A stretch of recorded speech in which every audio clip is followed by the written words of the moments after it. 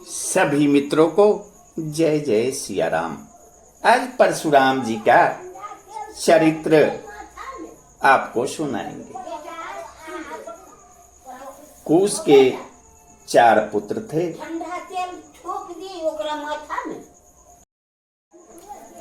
कुश के 4 पुत्र थे। कुशाम्बु, तनय, बसु और कुशनाभ। इनमें से कुशाम्बु के पुत्र गाधी हुए। जानते हो परीक्षित, गाधी की कन्या का नाम था सत्यवती। ऋचिक ऋषि ने गाधी से उनकी कन्या मांगी। गाधी ने यह समझकर कि ये कन्या के योग्य वर नहीं है, ऋचिक से कहा, मुनिवर, हम लोग कुशिक वंश के हैं, हमारी कन्या मिलनी कठिन है, इसलिए आप 1000 ऐसे घोड़े लाकर मुझे शुल्क रूप में दीजिए, जिनका सारा शरीर तो श्वेत हो, परंतु एक एक कान श्याम वर्ण का हो। जब गाधी ने यह बात कही तब ऋचिक मुनि उनका आशय समझ गए और वरुण के पास जाकर वैसी ही घोड़े ले आए तथा उन्हें देकर सुंदरी सत्यवती से विवाह किया।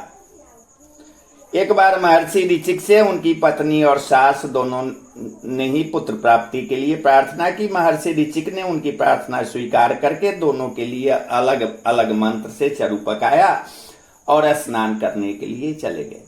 सत्यवती की मां ने यह समझकर कि ऋषि ने अपनी पत्नी के लिए श्रेष्ठ चरु पकाया होगा, उसने वह चरु मांग लिया। इस पर सत्यवती ने अपना चरु तो मां को दे दिया और मां का चरु वह स्वयं खा गई। जब ऋचिक मुनि को इस बात का पता चला तब उन्होंने अपनी पत्नी सत्यवती से कहा कि तुमने बड़ा अनर्थ कर डाला, अब तुम्हारा पुत्र तो लोगों को दंड देने वाला और घोर प्रकृति का होगा और तुम्हारा भाई होगा एक श्रेष्ठ ब्रह्म बेटा। सत्यवती ने ऋचिक मुनि को प्रसन्न किया और प्रार्थना की कि स्वामी ऐसा नहीं होना चाहिए। तब उन्होंने कहा, अच्छी बात है, पुत्र के बदले तुम्हारा पुत्र वैसा घोर प्रकृति का होगा। समय पर सत्यवती के गर्भ से जमदग्नि का जन्म हुआ।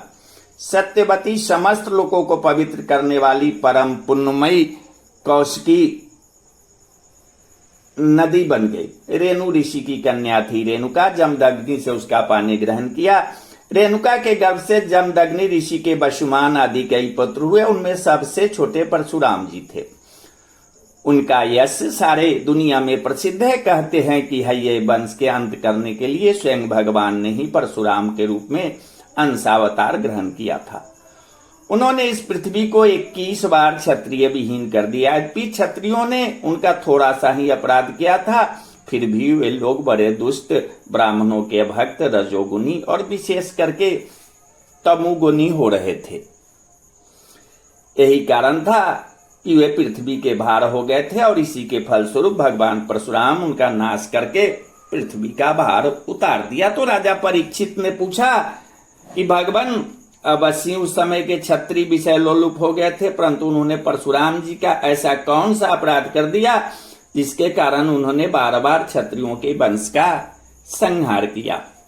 श्री सुखदेव जी कहते हैं कि परीक्षित, उन दिनों हय्ये वंश का अधिपति था अर्जुन। वह एक श्रेष्ठ क्षत्रिय था। उसने अनेकों प्रकार की सेवा शुश्रूषा करके भगवान नारायण के अंशावतार दत्तात्रेय जी को प्रसन्न कर लिया और उनमें से 1000 भुजाएं तथा कोई भी शत्रु युद्ध में पराजित न कर सके, यह वरदान प्राप्त कर लिया। साथ ही इंद्रियों का अबाध बल, अतुल संपत्ति, तेजस्विता, वीरता, कीर्ति और शारीरिक बल भी उसने अपनी कृपा से प्राप्त कर लिए थे।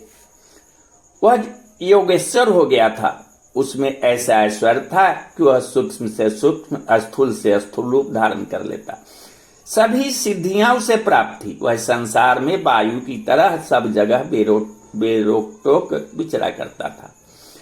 एक बार गले में वैजयंती माला पहने सहस्त्रबाहु अर्जुन बहुत सी सुंदरी स्त्रियों के साथ नर्मदा नदी में जल विहार कर रहा था। उस समय मदोन्मत्त सहस्त्रबाहु ने अपनी बाहों से नदी का प्रवाह रोक दिया। दशमुख रावण का शिविर भी वही कहीं पास में ही था। नदी की धारा उल्टी बहने लगी, जिससे उसका शिविर डूबने लगा। रावण अपने को बहुत बड़ा वीर तो मानता ही था, इसलिए सहस्त्रार्जुन का यह पराक्रम उससे सहन नहीं हुआ। जब रावण सहस्त्रबाहु अर्जुन के पास जाकर बुरा भला करने लगे तब उसने स्त्रियों के सामने ही खेल खेल में रावण को पकड़ लिया और अपनी राजधानी महिष्मती में ले जाकर बंदर के समान कैद कर लिया। पीछे पुलस जी के कहने से सहस्त्रबाहु ने रावण को छोड़ दिया। एक दिन सहस्त्रबाहु अर्जुन शिकार खेलने के लिए बड़े घोर जंगल में निकल गए। वहां दैव बस वह जमदग्नि मुनि के आश्रम पर जा पहुंचा। परम तपस्वी जमदग्नि मुनि के आश्रम में कामधेनु रहती थी। उसके प्रताप से उन्होंने सेना, मंत्री और वाहनों के साथ हय्याधिपति का खूब स्वागत सत्कार किया। वीर हय्याधिपति ने देखा कि जमदग्नि मुनि का ऐश्वर्य तो मुझसे भी बढ़ा चढ़ा है, इसलिए उसने उनके स्वागत सत्कार को कुछ भी आदर न देकर कामधेनु को ही ले लेना चाहा। उसने अभिमान बख्श जमदग्नि मुनि से मांगा भी नहीं, अपने सेवकों को आज्ञा दी कि कामधेनु को छीन लो। उसकी आज्ञा से उसके सेवक बछड़े के साथ बाबा डकराते हुए कामधेनु को बलपूर्वक महिष्मतीपुरी ले गए। जब वे सब चले गए तब परशुराम जी आश्रम पर आए और उसकी दुष्टता का वृत्तांत सुनकर चोट खाए हुए सांप की तरह क्रोध से तिलमिला उठे। वे अपना भयंकर फरसा, तरकस, ढाल एवं धनुष लेकर बड़े वेग से उसके पीछे दौड़े, जैसे कोई किसी ने न दबने वाला सिंह हाथी पर टूट पड़े। सहस्त्रबाहु अर्जुन अभी अपने नगर में प्रवेश कर ही रहा था कि उसने देखा कि परशुराम जी महाराज बड़े वेग से उसी की ओर झपटे आ रहे हैं। उनकी बड़ी विलक्षण झांकी थी। वे हाथ में धनुष्बाण और फरसा लिए हुए थे, शरीर पर काला मृग चर्म धारण किए हुए थे और उनकी जटाएं सूरज की किरणों के समान चमक रही थी।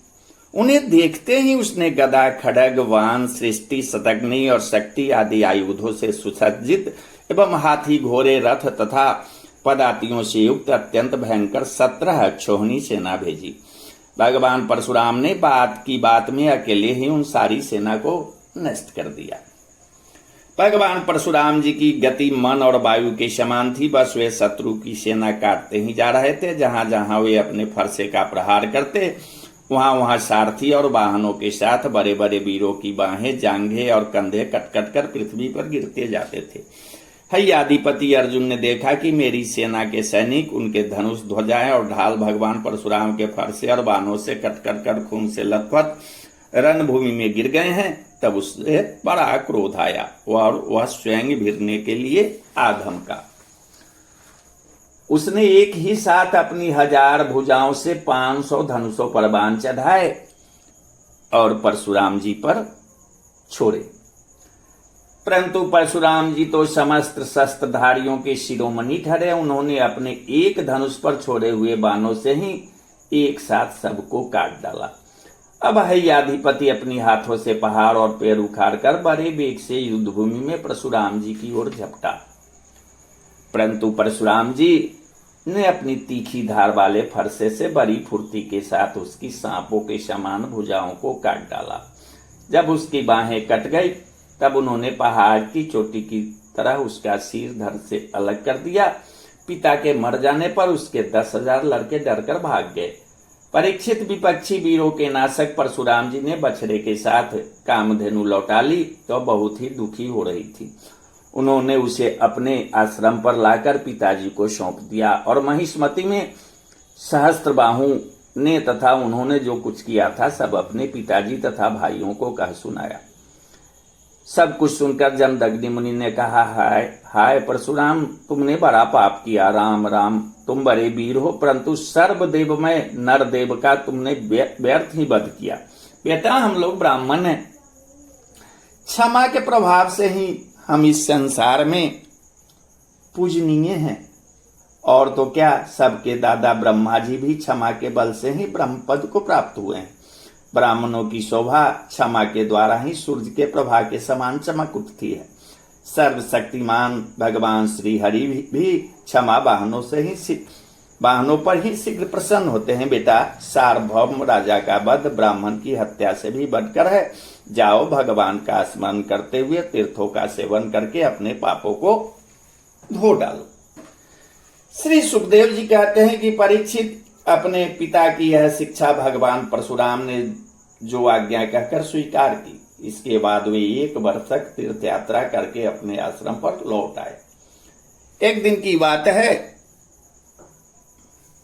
कि परशुराम जी की माता रेणुका गंगा तट पर गई हुई थी। वहां उन्होंने देखा कि गंधर्वराज चित्ररथ कमलों की माला पहने अप्सराओं के साथ विहार कर रहा है। वे जल लाने के लिए नदी तट पर गई थी, परंतु वहां जल क्रीड़ा करते हुए गंधर्व को देखने लगी और पतिदेव के हवन का समय हो गया है इस बात को भूल गई। उनका मन कुछ न कुछ चित्ररथ की ओर खींच भी गया था।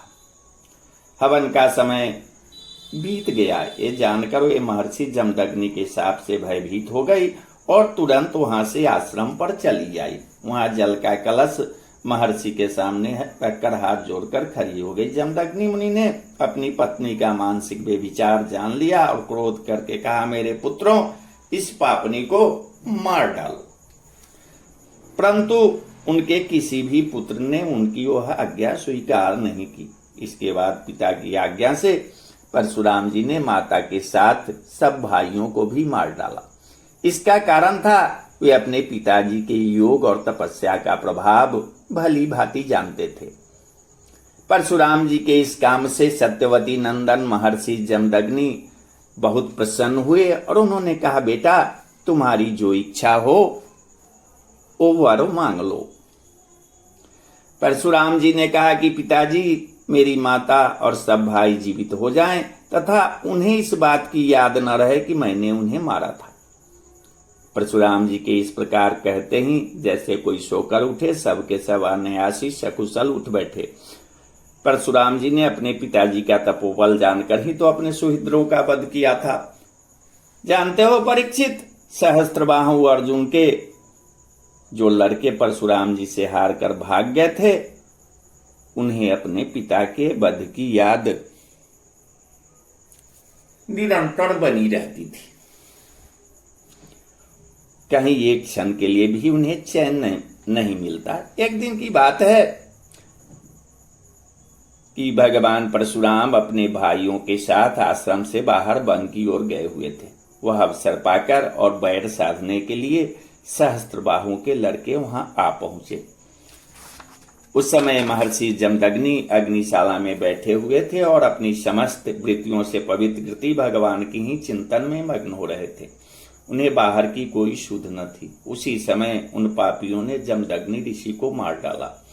उन्होंने पहले से ही ऐसा पापुर निश्चय कर रखा था। परशुराम की माता रेणुका बड़ी दीनता से उनसे प्रार्थना कर रही थी, परंतु उन सबों ने उनकी एक न सुनी। ये बलपूर्वक महर्षि जमदग्नि का सिर काट कर ले गए।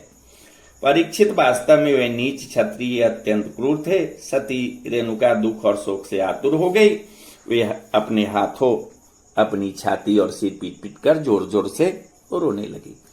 परशुराम, बेटा परशुराम, शीघ्र आओ। परशुराम जी ने बहुत दूर से माता का हाराम यह करुण क्रंदन सुन लिया। वे बड़ी शीघ्रता से आश्रम पर आए और वहां आकर देखा कि पिताजी मार डाले गए हैं। परीक्षित, उस समय परशुराम जी को बड़ा दुख हुआ। साथ ही क्रोध, असहिष्णुता, मानसिक पीड़ा और शोक के वेग से वे अत्यंत मोहित हो गए।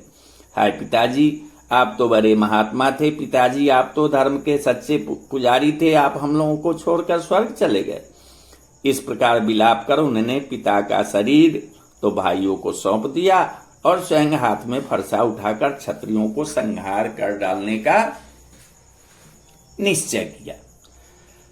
परीक्षित, परशुराम जी ने महिष्मती नगरी में जाकर सहस्त्रबाहु अर्जुन के पुत्रों के सिरों से नगर के बीचों बीच एक बड़ा भारी पर्वत खड़ा कर दिया। उस नगर की शोभा तो उन ब्रह्मघाती नीच क्षत्रियों के कारण ही नष्ट हो चुकी थी।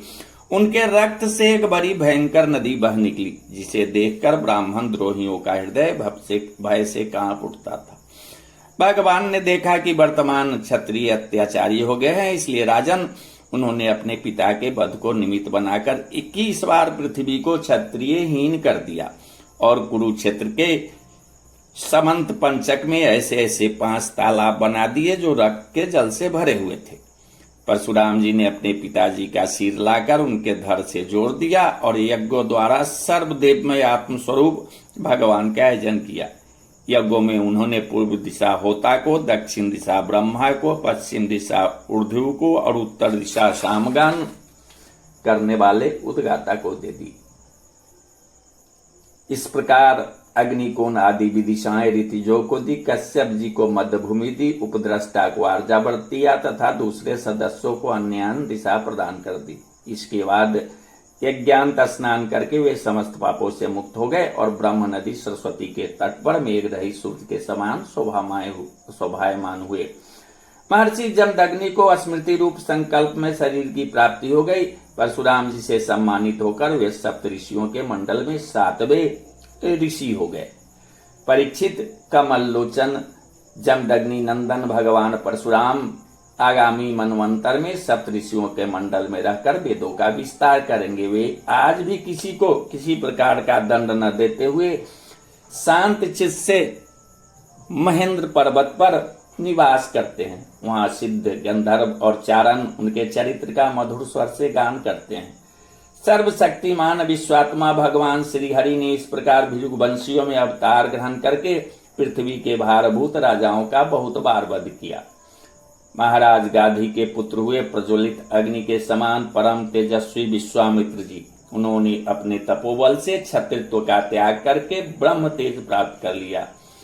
परीक्षित, विश्वामित्र जी के 100 पुत्र हुए। उनमें पिछले पुत्र का नाम था मधुचंदा, इसलिए सभी पुत्र मधुचंदा के ही नाम से विख्यात हुए।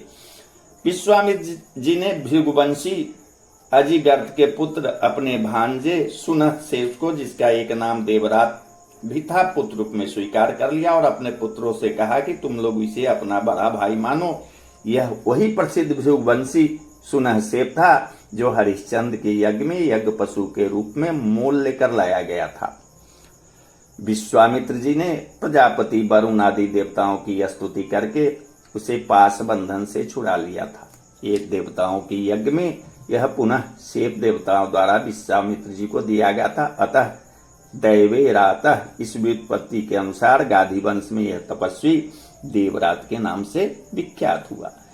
विश्वामित्र जी के पुत्रों में जो बड़े थे उन्हें सुनहसेन को बड़ा भाई मानने की बात अच्छी न लगी। इस पर विश्वामित्र जी ने क्रोधित होकर उन्हें शाप दे दिया कि दुष्टों, तुम सब मलेच्छ हो जाओ। इस प्रकार जब 49 भाई मलेच्छ हो गए तब विश्वामित्र जी के बिचले पुत्र मधुचंदा ने अपने से छोटे 50 भाइयों के साथ कहा, पिताजी हम लोगों को जो आज्ञा करते हैं हम उसका पालन करने के लिए तैयार है।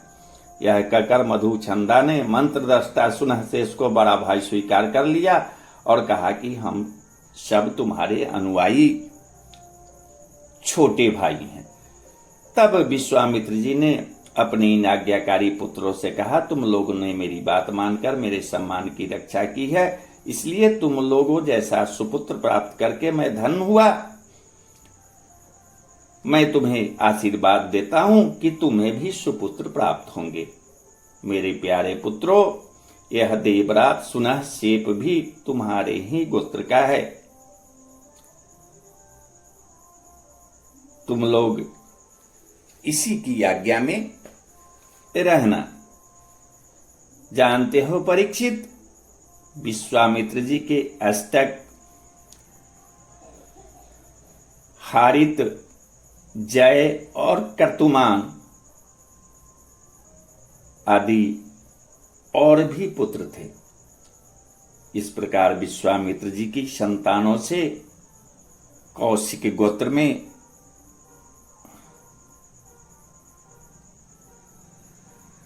कई भेद हो गए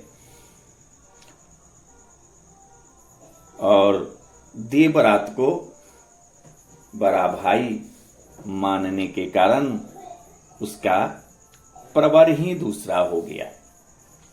और परशुराम और राम जी का मिलन त्रेता युग में जब धनुष भंग हुआ था, उस समय भगवान के विष्णु के दोनों अवतार आमने सामने हो गए थे।